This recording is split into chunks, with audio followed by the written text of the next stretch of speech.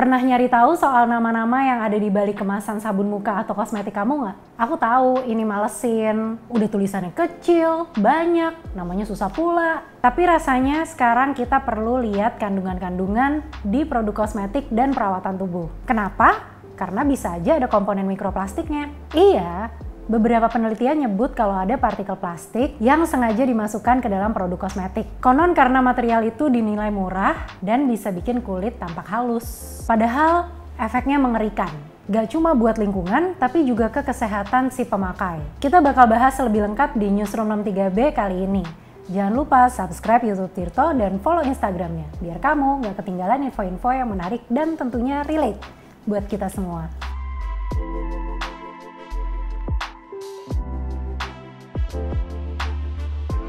Kaget nggak sih kalau baca temuan yang nyebut ada kandungan plastik di produk kosmetik dan perawatan wajah yang kamu pakai? Serem ya? Sayangnya begitu kenyataannya. Dan ini udah terjadi di mana-mana.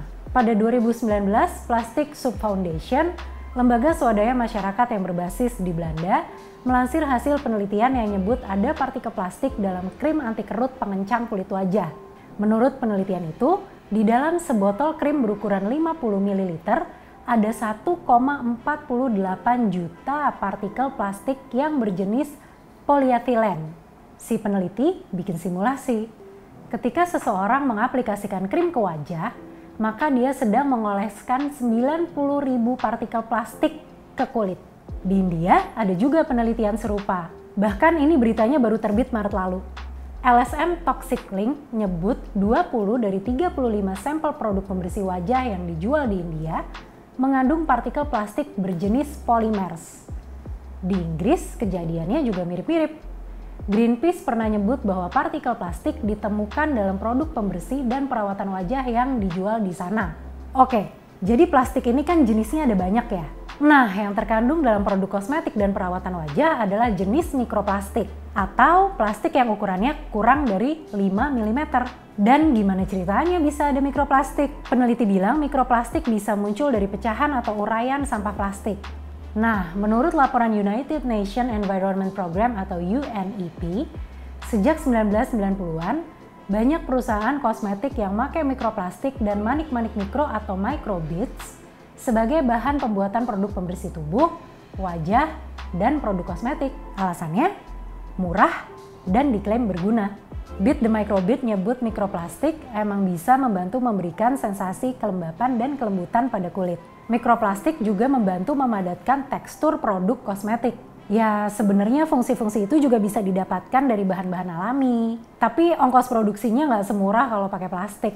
UNEP menyebut mikroplastik dan manik-manik mikro biasanya dipakai untuk produk sabun, scrub wajah, pasta gigi, foundation, produk-produk makeup yang cair, pelembab, dan tabir surya.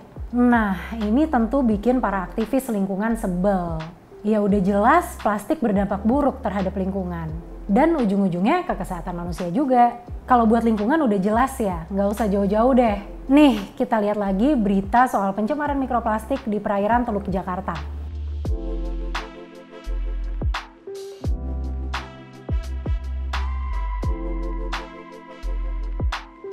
Juga mikroplastik yang udah tersebar di udara.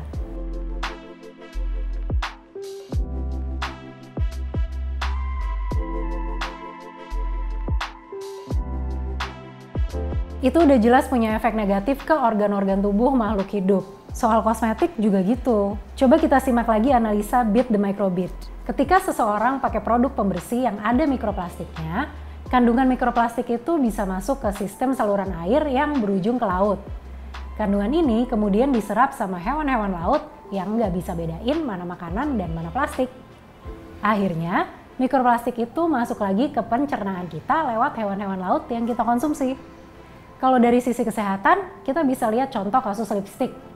Beat the Microbead menyebut ada kandungan mikroplastik jenis polyethylene atau polyethylene terephthalate pada lipstik. Nah, pas kita udah pakai lipstik, terus kita makan atau minum, partikel-partikel itu bakal ikut tertelan juga. Sejak pertengahan 2010-an, LSM-LSM di Barat mulai gencar mendorong pemerintah setempat untuk bikin aturan larangan penggunaan mikroplastik sebagai bahan pembuatan produk. Contohnya di Inggris dan Amerika Serikat. Pada 2018, di Inggris sudah ada larangan terhadap kosmetik dengan kandungan mikroplastik. Di California, pemerintahnya juga melarang perusahaan dalam pemakaian mikroplastik untuk produk pembersih dan perawatan kulit tubuh. Nah, sekitar 10 tahun belakangan ini juga makin banyak peneliti yang mencari tahu efek mikroplastik ke kesehatan manusia. Salah satunya Heather Leslie, ekotoksiologis di Vrije Universiteit Amsterdam. Dalam pernyataannya di Vogue, dia bilang, semakin kecil ukuran partikel mikroplastik yang terkandung di dalam kosmetik, maka akan semakin berbahaya bagi tubuh. Sekarang Leslie lagi garap soal bagaimana mikroplastik mempengaruhi sistem kekebalan tubuh. Dia fokus di tema penelitian ini karena yakin pengaplikasian mikroplastik bisa berpengaruh ke orang-orang di generasi mendatang. Para peneliti di Hull York Medical School juga meyakini bahwa mikroplastik punya dampak negatif yang serius terhadap sel tubuh manusia. Misal, matinya sel-sel tubuh dan reaksi alergi. Itu dampak dari menghirup dan mencerna partikel mikroplastik dalam jumlah besar. Sementara peneliti di Macquarie University Australia menyebut kalau beberapa jenis mikroplastik yang ditemukan di rumah-rumah warga berpotensi karsinogenik. Sampai sekarang penelitian soal mikroplastik ini masih berlanjut. Partikel-partikel yang tergolong dalam mikroplastik masih terus diteliti dan masih bisa bertambah jenisnya. Ini jadi penting karena setiap jenis mikroplastik bisa membawa efek yang berbeda ke tubuh manusia. Di samping itu, aturan larangan penggunaan mikroplastik belum sepenuhnya ideal. Ada aturan yang hanya melarang mikroplastik untuk produk pembersih, tapi belum termasuk kosmetik. Dan PR-nya masih ada negara-negara yang belum melarang kandungan mikroplastik dalam produk perawatan kosmetik. Contoh, merek produk yang sama bisa dijual di Inggris dan India dengan kandungan berbeda. Produk yang dijual di Inggris bebas mikroplastik, sementara produk yang sama yang dijual di India masih mengandung mikroplastik. Nah, kalau di Indonesia gimana? Sementara ini kita masih harus bergerak mandiri, ngecek keterangan di kemasan produk, apakah ada kandungan yang berbahaya untuk kulit kita. Ini beberapa di antaranya.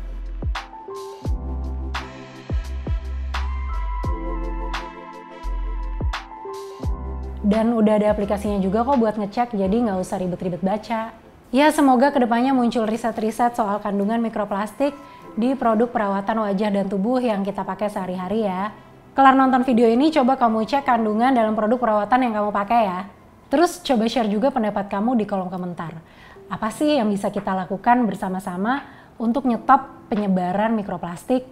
Terima kasih ya sudah menyaksikan Newsroom 63B. Sampai ketemu di edisi selanjutnya.